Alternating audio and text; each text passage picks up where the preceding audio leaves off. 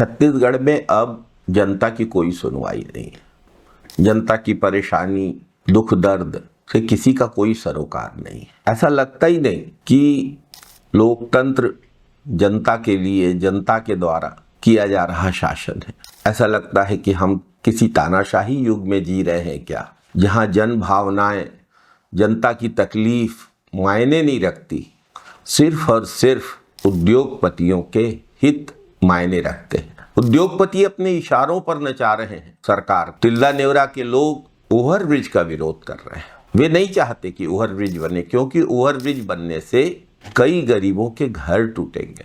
Overbridge बनने से doctor Khubchand Baghel चौक का पूरा ट्रैफिक अस्त व्यस्त हो जाएगा। तिल्दा नेवरा वैसे भी ट्रैफिक की समस्या से जूझ रहा है।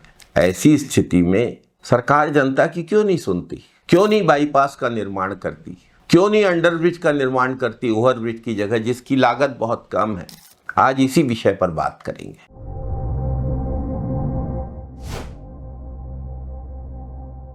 नमस्कार साथियों, प्रधानमंत्री मोदी जी ने तिल्दा में शिलान्यास किया अंडरब्रिज, और मोदी जी की ही पार्टी भाजपा की सरकार वहां बना रही है ओवरब्रिज। लोगों के दुकान मकान तोड़कर ओवरब्रिज बना रही है। डॉक्टर खूबचंद बघेल चौक का ट्रैफिक व्यवस्था अराजक करने की कीमत पर ओवरब्रिज बना रही है। पता नहीं तिल्दा नेवरा के लोगों ने क्या बिगाड़ा है भाजपा सरकार का। क्यों बाईपास की जरूरत, अंडरब्रिज की जरूरत, तिल्दा नेवरा के लोगों की परेशानी, टूटते हुए घरों की पीड़ा सरकार को दिखाई ही नहीं दे रही है। ये कैसा विकास का रास्ता खोज लिया है डबल इंजन सरकार ने। जहां ओवरब्रिज बनता है वहां तो लोग खुश होते हैं मांगे पूरी होने पर, और तिल्दा नेवरा में ओवरब्रिज लोगों के घरों को तोड़कर बनने जा रहा है। ओवरब्रिज ट्रैफिक की समस्याओं को बढ़ाकर बनने जा रहा है। तभी तो जनता विरोध कर रही है। बाईपास रोड बनाना होगा।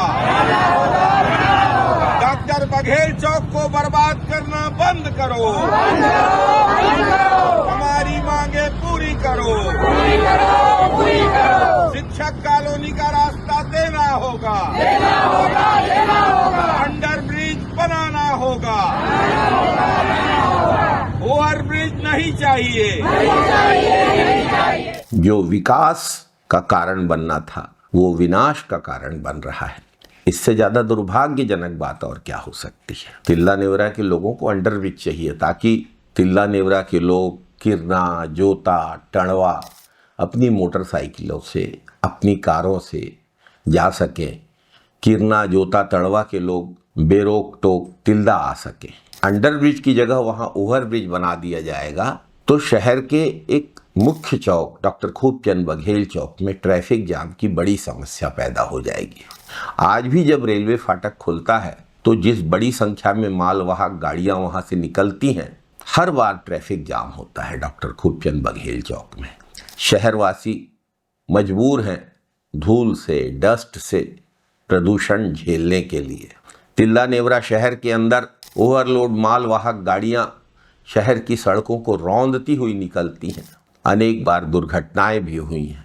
लगातार भारी वाहनों की आवाजाही से शहर का जनजीवन खतरे में है। यानी जनता को सिर्फ परेशानी ही परेशानी, सुविधा बिल्कुल नहीं। और जिस अंडरब्रिज का शिलान्यास किया था मोदी जी ने, वो ओवरब्रिज में कैसे बदल गया, समझ से परे।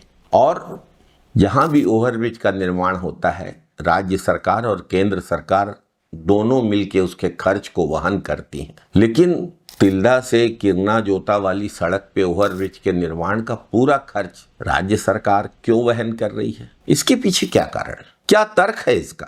अंडरब्रिज बनाए, रेलवे भी खर्च को वहन करेगी, और जो पैसा बचेगा, अंडरब्रिज तो कम लागत में बन जाएगा, उस पैसे से बाईपास के निर्माण की पहल की जाए। बाईपास के निर्माण से जिस तरफ से बाईपास गुजरेगा वहां के क्षेत्र का भी विकास होगा, वहां के जमीनों की कीमतें बढ़ेंगी, वहां दुकान, घर, व्यापार, आवासीय कॉलोनी बन पाएगी, तिल्दा नेवरा का विकास होगा।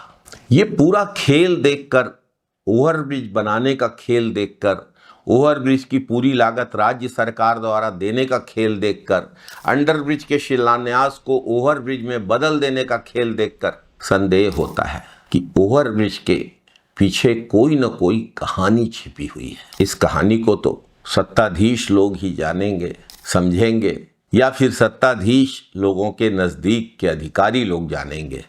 सरकार कहती है कि ओवरब्रिज के निर्माण का आदेश न्यायालय द्वारा दिया गया है। न्यायालय का हम सब सम्मान करते हैं, लेकिन यदि शहर की जनता को इससे कोई परेशानी हो रही है, असुविधा हो रही है, लोगों के घर मकान दुकान टूट रहे हैं, तो सरकार तो लोगों की है ना, सरकार तो जनता की है ना।